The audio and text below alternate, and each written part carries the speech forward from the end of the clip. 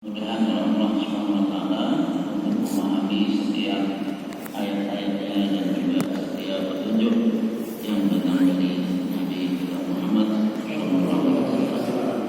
Dan semoga kita semua nanti dikumpulkan dan dimatikan sebagai orang yang saleh insyaallah. Amin. Salawat dan salam kepada Nabi Muhammad sallallahu alaihi wasallam. Apakah Anda masih membersihkan memori ponsel seperti ini? Baiklah Bapak Ibu kaum muslimin dan muslimat yang dirahmati Allah, kita masih membahas hadis tentang an-nasihat, ya, tentang nasihat. An Abi Ruqayyah Tamim bin Aus ad-Dari radhiyallahu anhu anna Nabi sallallahu alaihi wasallam qala ad-dinu an-nasihah. Qulna, kami bertanya, liman, untuk siapa?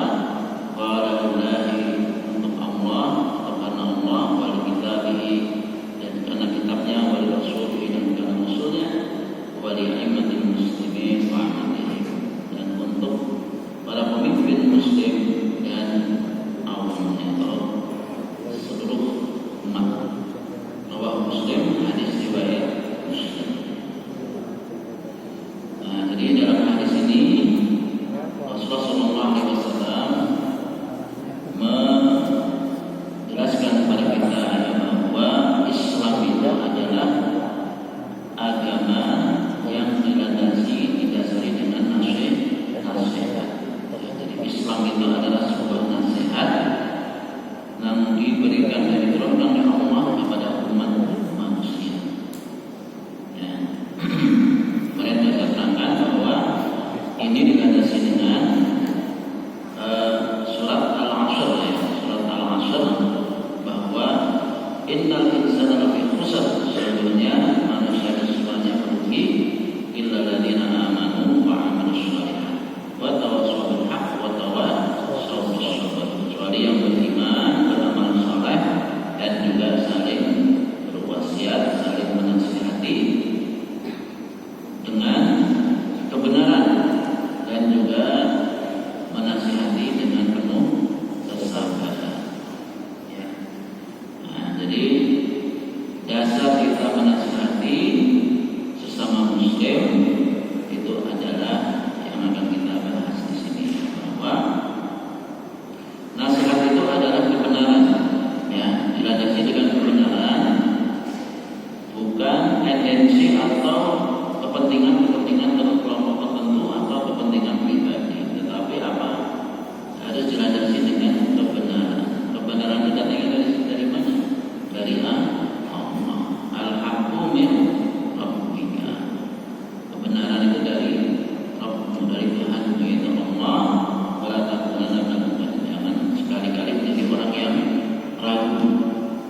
Nah, maka kita menasihati itu landasannya adalah seperti yang ditanyakan oleh sahabat di sini. Qulna liman, kami bertanya, agama itu nasihat liman. Nah, liman itu bisa berarti untuk siapa, bisa juga berarti karena siapa. Nah, kemudian Rasulullah menjawab lillahi. Yang pertama karena Allah, ya. Maka nasihat kebenaran itu harus dilandasi karena Allah. Kalau karena Allah berarti sumber kebenaran itu adalah dari Al-Quran, karena kebenaran yang diturunkan oleh Allah kepada manusia, ya, sampai detik ini yang terbukti tidak dipalsukan dan tidak ada seorang pun yang dapat memalsukan, itu hanya Al-Quran, ya, Al-Quran. Ya, meskipun dari Al-Quran inilah nanti kemudian, ya, berkembang menjadi berbagai macam ilmu, ya. Ada tafsir Al-Quran, ya, ada ulumul Quran, ada sejarah Al-Quran, ya, ada juga ilmu-ilmu fikih yang landasan juga Al-Quran, ada ilmu usul fikih yang landasan juga Al-Quran. Tapi semua itu sebenarnya adalah dalam rangka memahami kebenaran itu sendiri. Nah, jadi ilmu-ilmu yang yang berkembang daripada Al-Quran itu sesungguhnya adalah ilmu-ilmu yang digunakan untuk memahami Al-Quran secara benar. Maka disinilah maksud nasihat itu adalah karena Allah, artinya dilandasi kebenaran yang datang dari Allah, yaitu Al-Quran. Dan karena Al-Quran itu yang bisa menafsirkan atau yang bisa menjelaskan, mengejawantahkan itu adalah pertama Nabi. Nah, maka kita kembali kepada Al-Quran dan juga kembali kepada penjelasan dari Nabi Muhammad. Nah, kalau Nabi Muhammad itu adalah hadis Nabi. Nah, Al-Quran dan hadis yang kalau Quran itu dari Allah, kalau hadis itu melalui Nabi. Ya, mungkin di sini perlu kita pahamkan sedikit ya. Jadi yang datang dari Allah kepada Nabi itu ada yang disebut dengan Al-Quran. Al-Quran itu berarti firman Allah secara lafaz dan maknanya, itu namanya Al-Quran. Ya, lafaz dan makna dari Allah, dan turunnya juga melalui malaikat Jibril dengan kondisi tertentu, dengan kondisi secara khusus. Jadi kalau Al-Quran itu turun kepada Nabi itu adalah melalui peristiwa yang khusus. Yaitu bagaimana? Ya, yaitu dengan kondisi Nabi yang biasanya pingsan dulu ya, pingsan, kemudian terbangun, baru beliau menyampaikan Al-Quran. Ya. Nah, berbeda dengan hadis Nabi. Nah, hadis Nabi itu ucapan Nabi secara lafaz maupun maknanya. Jadi kalau hadis itu disampaikan Nabi dalam keadaan sadar, jadi ya bicara biasa gitu ya. Nah, yang intinya adalah petunjuk, ya, petunjuk bagi umat. Nah, ada lagi namanya hadis qudsi. Nah, kalau hadis qudsi itu datang dari Allah berupa makna, substansinya, tapi lafaznya yang menyampaikan dengan bahasanya adalah Nabi Muhammad SAW. Nah, ini perbedaannya. Ada Quran, ada hadis qudsi. Tapi di antara tiga ini yang benar-benar mukjizat itu adalah Al-Quran. Ya, karena Al-Quran itu mukjizatnya bukan hanya sekedar untuk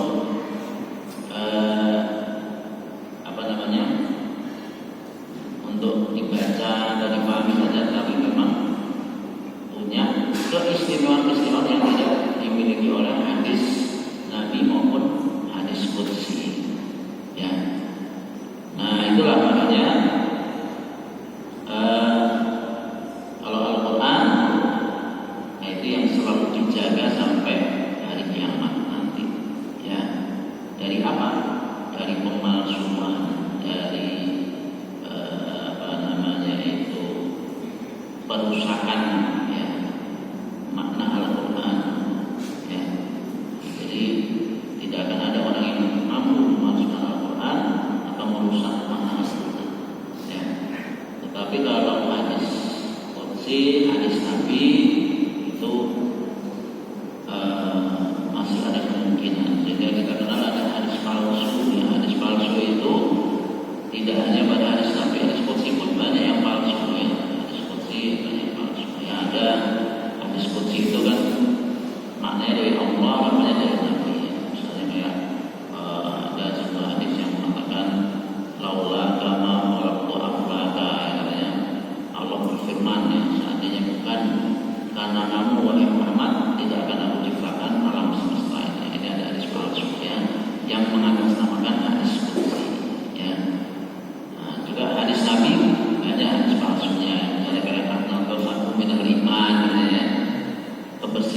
bagian dari iman, hubbul wathan minal iman, gitu ya. Ya, cinta negara itu termasuk dari iman. Ya banyak hadis seperti itu. Utrubul ilma walau bisyid walau di Cina, gitu. Banyak sekali hadis-hadis palsu. Tapi kalau Quran tidak bisa dipalsukan, ya. Di samping Al-Quran juga menjadi sebuah bacaan yang wajib di dalam sholat. Kalau hadis qudsi tidak bisa dibaca dalam. Nah, dan inilah sumber daripada apa? Kebenaran itu. Ya. Nah, makanya di sini sebutkan lillah, karena Allah, wali kitabi, dan karena kitabnya, wali rasulih, dan karena rasul. Nah, ini satu paket ya. Jadi bahwa kebenaran di dalam menyampaikan nasihat itu kebenarannya bersumber dari Al-Quran, dan Al-Quran yang difahami oleh Nabi. Maka kita juga kembali kepada hadis Nabi. Hadis Nabi itu juga ditopang oleh penjelasan dari para ulama, karena ulama itu sebagai pelanjut daripada Nabi, ya. Maka disebut al-ulama warasatul anbiya, ya. Ulama itu pewaris para nabi. Fa innal anbiya lam yuwarisu dinaran wa dirhaman. Ulama itu tidak pernah mewariskan satu keping dinar pun maupun satu keping dirham, uang emas maupun uang perak. Wa innama warasul ilma. Para nabi itu mewariskan ilmu. Wa man akhadahu faqad akhadha bi hadin wahid, ya. Atau para nabi, ya, dalam hadis riwayat yang sahih, ya. Tetapi para nabi itu mewariskan ilmu, sehingga yang mau mengambil ilmu itu dia telah mengambil bagian yang besar. Nah, ulama itu terdiri dari siapa?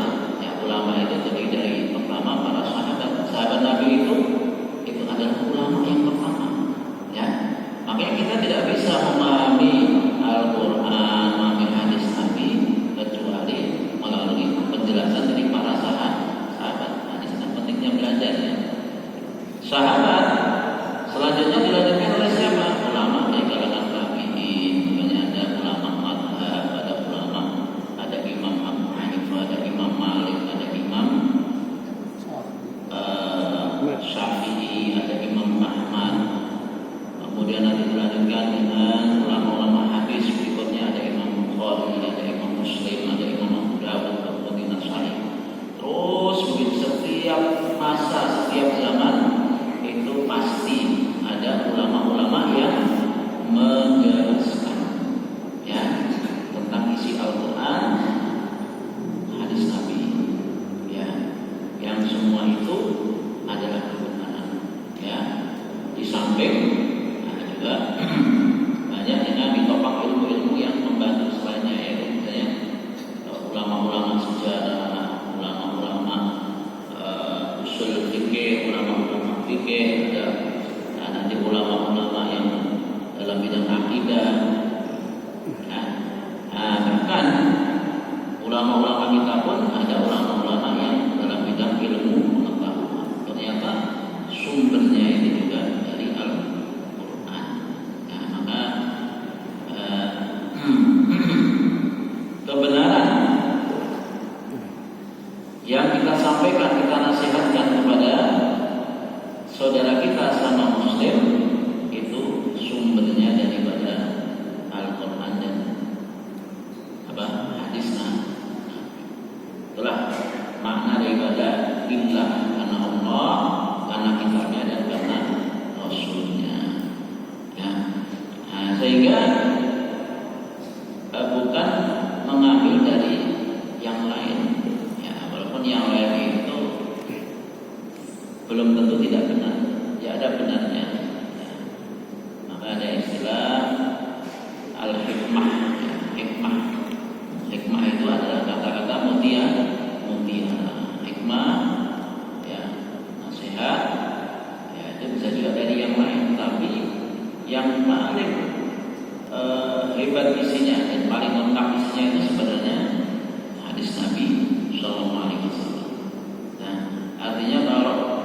kita semua itu ya selalu baca hadis Nabi, baca ayat Al-Quran, kita memahami maknanya, kita renungi, itu semuanya adalah mengandung nasihat dan ilmu untuk kita, ya untuk kita, ya panduan kehidupan. Ya, nah meskipun di Jawa ini juga banyak ya nasihat-nasihatnya, itu namanya hikmah. Ya. Nabi juga sudah berpesan al-hikmatu dhalatul mu'min. Ya, hikmah itu adalah suatu yang hilang dari seorang mukmin. Maksudnya hikmah itu sesuatu yang harus diambil oleh seorang mukmin, ya, sebagai sesuatu yang hilang, ya, seperti barang yang hilang. Nah, jadi kalau ada satu hikmah, suatu kata-kata baik, kata-kata yang mengandung kebenaran, itu sesuatu yang hilang dari seorang mukmin. Fa'anna wajadaha wa haqqu biha. Maka seorang mukmin itu ketika mendapati satu kata-kata bijak, ya, maka dia lebih berhak untuk mengambilnya. Nah, cuma di sini ya kita harus mendahulukan nasihat itu yang datang dari Allah, dari Rasulnya, dari penjelasan para ulama, daripada yang bukan itu, ya. Nah, misalnya kayak ya ada quotes, ya, kata-kata nasihat, ya, nggak tahu maknanya saya. Nah itu ya bisa diambil, ya. Tapi itu kata-kata mutiara loh. Itu ya nggak tahu artinya saya itu nggak tahu, itu ada tutup. Ulama itu kalau nggak tahu bilang gitu, nggak adri. Nah itu kalau ulama, ya, itu yang terkenal Imam Malik. Imam Malik juga ya didatangi orang dari jauh. Beliau tinggal di Madinah, di Masjid Nabawi. Imam Malik itu imam darul hadis, ya, imam hadis, ya, istilahnya ulama hadisnya pada zaman itu, dan juga ulama besarnya pada zaman itu yang tinggal di Madinah. Nah, semua yang datang ke Masjid Nabawi itu dari berbagai negeri, nah, itu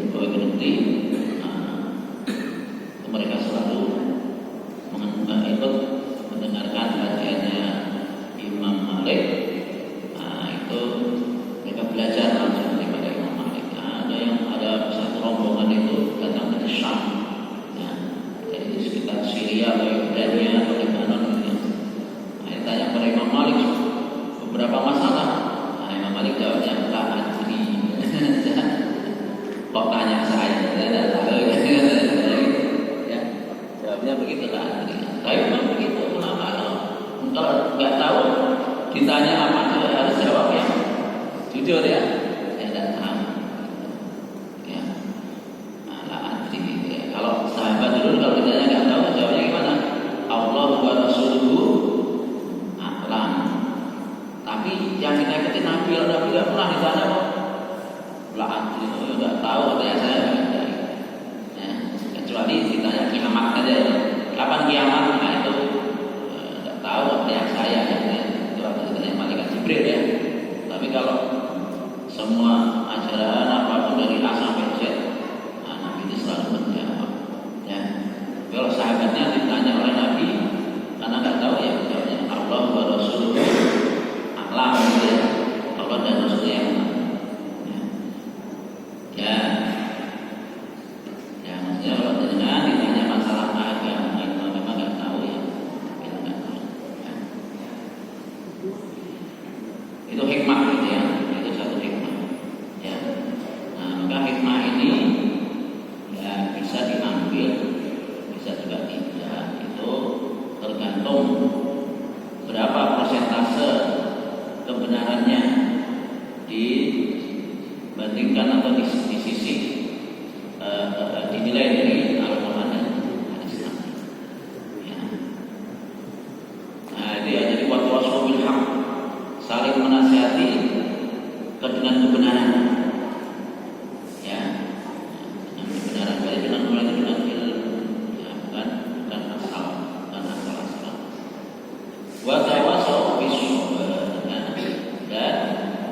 menasihati itu ya tidak ada batasnya.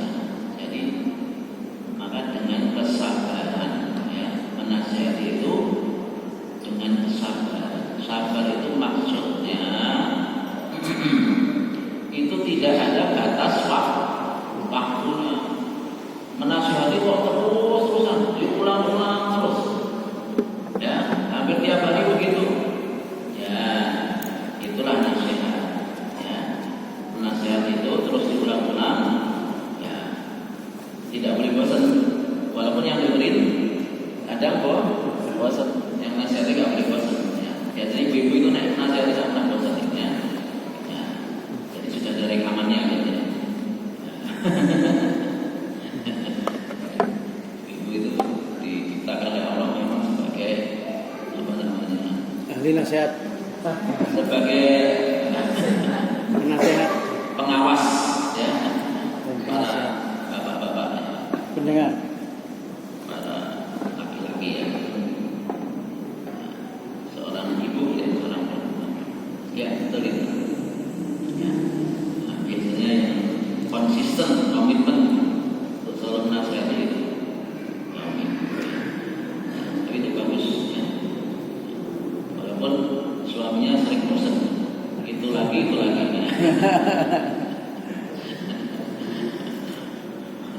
Ngomongan bolak-balik dibalik. Ya, tapi itu tidak ada batas waktu, tidak ada istilah kata waktu. Karena bisobri dengan sabar. Sabar itu apa namanya? Pahalanya apa? Innama yuwaffas sabiruna ajrahum bighairi hisab. Ya, kata Allah, orang-orang yang bersabar itu akan disempurnakan pahalanya itu tanpa apa? Perhitungan, ya, tanpa hisab, artinya tanpa batasan, tanpa dihitung-hitung oleh Allah. Jadi dunia itu seorang hitungannya ya. Kalau uang itu tidak ada sharingnya gitu ya, sebenarnya gitu ya. Tidak ada sharing. Kenapa? Karena memang sabar itu tidak ada batasan, ya. Bisa sampai mati sabar, ya. Sabar terus sampai mati, sampai kita bertemu dengan Allah, ya. Nah itu ya, makanya orang yang sabar itu pahalanya juga tidak terbatas, karena dia juga tidak ada batasan dalam hidup ini. Ya. Ya, kalau orang suka bilang kesabaran itu ada batasnya, kan gitu. Nah, sebetulnya batasnya yang mati itu sabar itu namanya. Hidup di dunia itu ya harus sabar terus, gitu. Sabar terus sesuai, ya.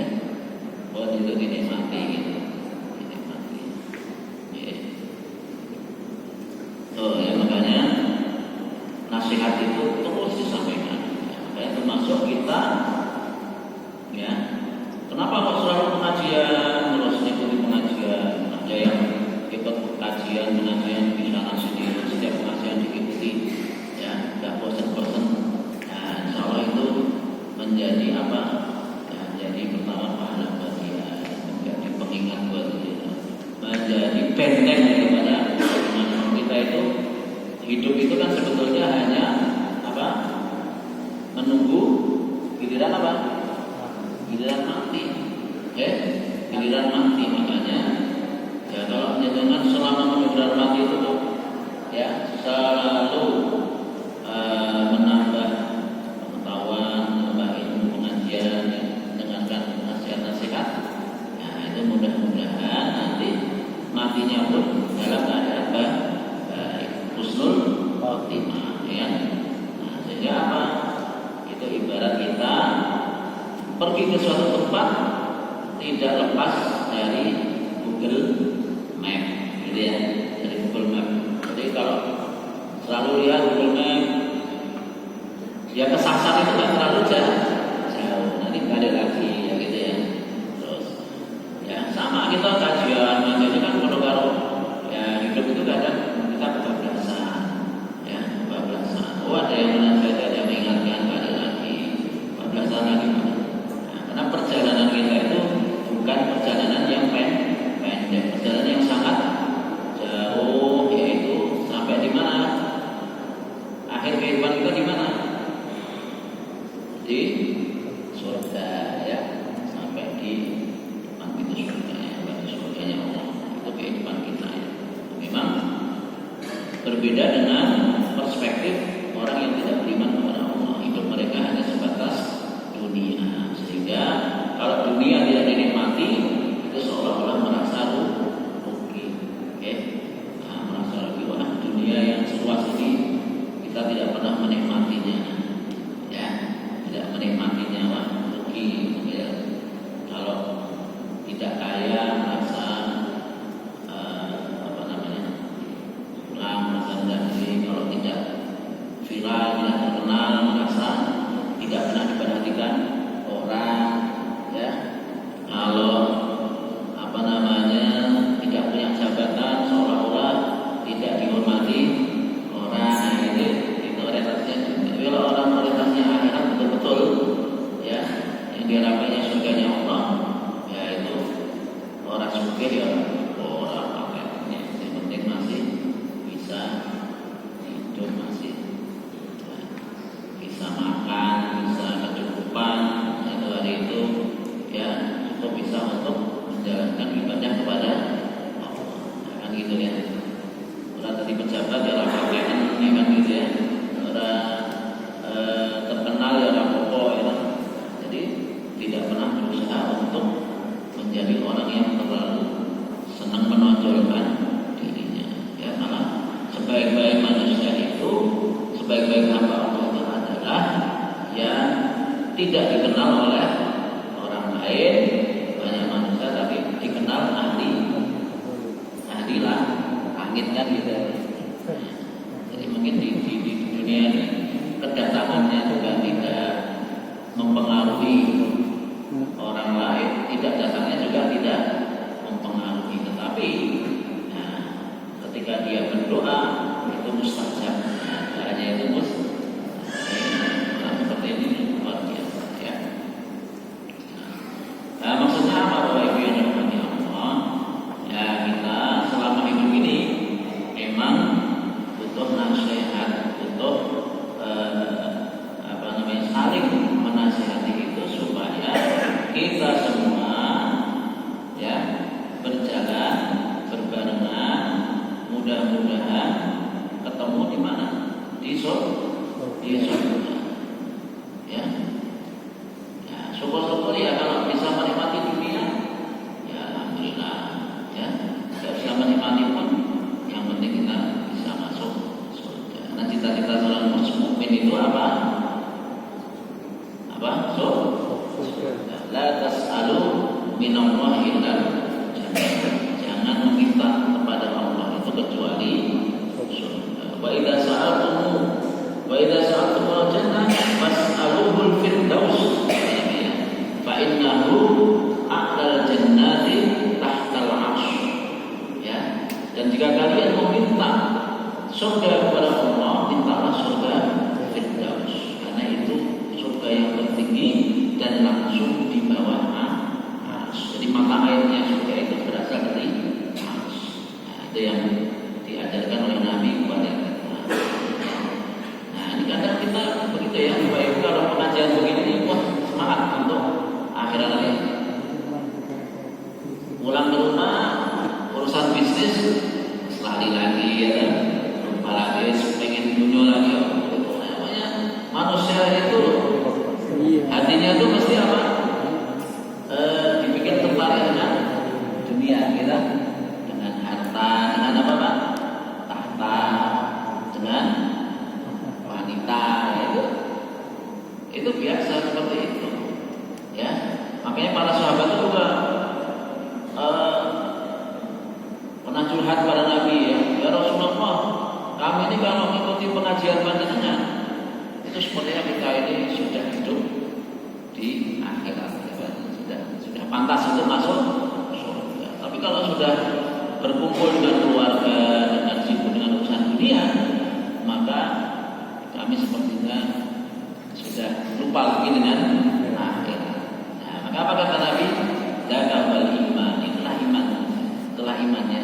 Jadi keimanan itu artinya apa? Walaupun kita hidup di dunia, tapi masih menyempatkan diri ingat akhirat, kan gitu ya. Nah, maka ini salah satu bentuk nasihat, saling menasihati ya ketika kita ada di majlis ilmi. Kalau dulu sahabat juga mengajak teman-temannya, hayya bina najlis nu'minus sa'ah, malah kita duduk-duduk sebentar ya, beriman sebentar, beriman sesaat ya.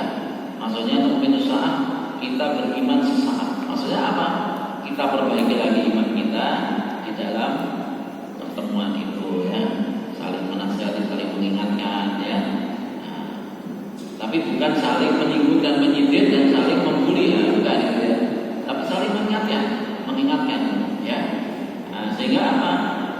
Kita ketika jalannya kurang tepat, kurang pas, nah itu kita jadi kembali ke jalan yang benar ya. Nah, ini karena memang agama kita itu ya tidak memastikan ya Allah, Nabi itu tidak boleh kita memastikan bahwa kita ahli surga ya. Yang memastikan pasti masuk surga itu hanya ahli kitab ya, Yahudi dan Nasrani ya. Gitu ya. Mereka mengatakan wa qalu la yadkhulul jannata illa man kana hudan aw nasara. Nah, mereka mengklaim ya, tidak akan masuk surga kecuali siapa?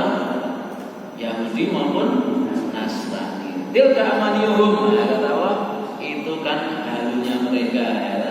Mereka berhalu. Tilka amaniyuhum qul hatu burhanakum in kuntum shadiqin. Tunjukkan buktinya kalau kalian memang ahli surga, jika kalian benar. Nah, itu ya. Nah, kalau kita enggak, kita umat Islam itu berdoanya masuk surga ya. Tetapi apa? Tidak memastikan. Makanya kita kalau mendoakan sesama muslim itu ya, mudah-mudahan insya Allah kita jadi ahli surga gitu. Tidak pasti ya enggak ya, insya Allah ya, kalau mendaki kita masuk. Nah, bukan berarti tidak dijamin masuk surga. Oh ya, insya Allah iman itu sudah menjamin masuk surga. Iman kepada Allah, tidak menyembuhkan Allah, itu sudah menjadi jaminan bahwa kita menjadi ahli surga. Tapi tidak boleh memastikan ya bahwa kita ahli surga. Karena itu nanti menimbulkan unsur apa? Kesombongan ya. Padahal Islam itu bukan agama kesombongan, bukan agama yang untuk disombongkan, tapi untuk memperbaiki diri kita supaya menjadi hamba Allah yang baik. Sehingga Allah pun ketika memerintahkan kepada kita ya, beribadah, beriman, menyembah Allah, itu Allah tidak mengatakan bahwa pasti kalian bertakwa, tidak. Tapi apa? La'allakum tattaqun. Apa itu? Mudah-mudahan. Semoga kalian menjadi orang bertakwa. Artinya apa? Ya, ketakwaan itu sesuatu yang harus diusahakan. Tetapi kita jangan memastikan bahwa kita itu orang yang paling bertakwa. Tidak ada istilah saya ini karena sudah tahajud, sudah duha, sudah sholat sunat 12 rakaat ya, rawatib setiap hari, sholat jamaah di masjid, saya adalah orang yang paling bertakwa. Tidak boleh ya, sombong namanya ya, sombong dan ujub, tidak boleh, itu bahaya, nanti setan yang masuk ya. Itu nggak boleh, itu nggak ada dalam Islam, itu seperti itu tidak ada. Tapi apa? Nah, makanya ada hadis Nabi mengatakan kalian itu tidak masuk surga hanya berdasarkan apa? Amal kalian. Nah, gitu ya. Nah, kecuali kalau Allah berikan rahmatnya ya, berikan rahmatnya. Nah, karena apa? Dalam hal ibadah itu ya Tuhan, kita dibandingkan Nabi juga belum ada apa-apa, dan kita tidak akan bisa setingkat dengan Nabi. Juga apa? Ada nggak coba katanya ya, kita ini yang ibadahnya sholat sunnahnya sehari semalam 300 rakaat ada nggak? Nggak ada ya. Nah, sepertinya dalam sejarah ini hanya Imam Ahmad yang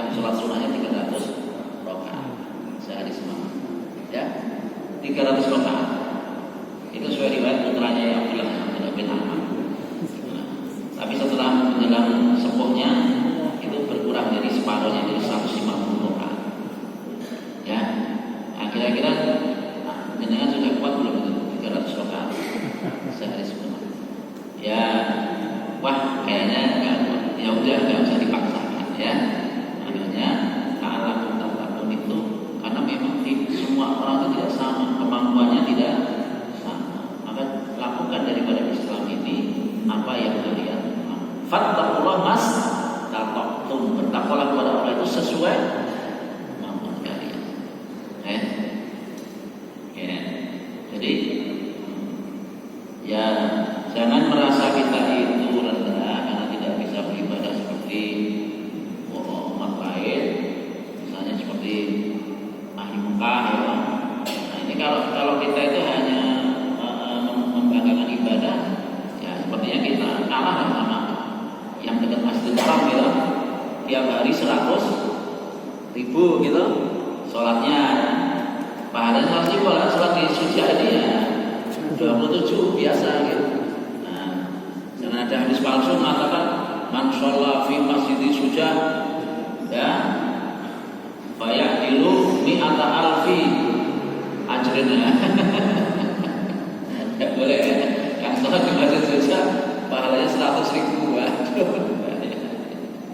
Ya, tetapi apa? Ya kita tidak meri lah kayak ibadahnya.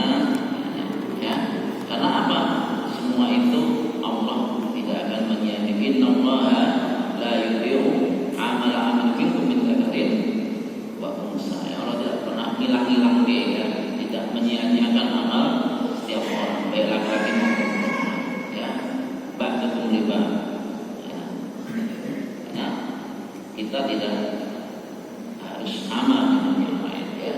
Maka sesuai kemampuan kita. Nah, oleh karena itu apa? Ketundukan dan kepasrahan kepada Allah itulah ya. Makanya ketika Allah mengatakan wa qala innana ma'ana dan al-nasara tilka amanihum qul hadu qur'ana musaddiqin bala man aslama wajha. Tapi yang masuk itu siapa? Yang pasrah, aslama wajha, pasrah tunduk dirinya kepada Allah. Bala man aslama wajhahu muhsinun, dan dia berbuat baik, walau ajru indrabi wa khawfun 'alaihim wa lahum yahzan. Nah, itulah yang akan mendapatkan pahala. Itulah itu makna Islam itu begitu. Ya. Nah, jadi Bapak Ibu yang dirahmati Allah, Islam ini nasihat bagi kita semua ya. Dilandasi dari ilmu yang datang dari Allah, dari kitab Al-Quran, dari Rasulnya, wali a'immatul muslimin. Nah, disampaikan kepada semua pemimpin kaum muslimin dan juga kepada umat secara keseluruhan. Oke, itu dulu yang bisa kita